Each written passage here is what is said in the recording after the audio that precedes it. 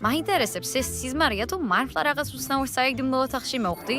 ვაიმე, გთხოვ, არ თქვათ რომ ისე უსიამოვნებაში ვარ. რა ოთახია ეს? რატომ გამოიყურება ასე საყვარლად? წავალ, ხებს უნდა ვაჩვენო. ჰეი, ბავშვებო. ახლა მე შენ ისეთ რაღაცას გაჩვენებ. არა, მე უნდა გაჩვენო რაღაც. რა გაქვს? რადა? ბოგდანმა იღლიებით გაზების ხმების გამოცემა ისწავლა. ვიპოვე, საიდუმლო ოთახი. რა?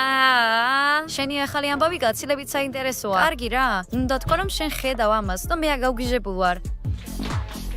მერთო ჩემო, რა სწორედ ამას ვამბობ მეც. შტატივს ვეძებდი, ამარეულობას ნელ-ნელა ვალაგებდი და შემდეგ ეს ვიპოვე. მინდა ვნახო რა არის შიგნით და სურათები გადავიღო. გამომწერებს ასეთი რამ არასდროს უნახავთ.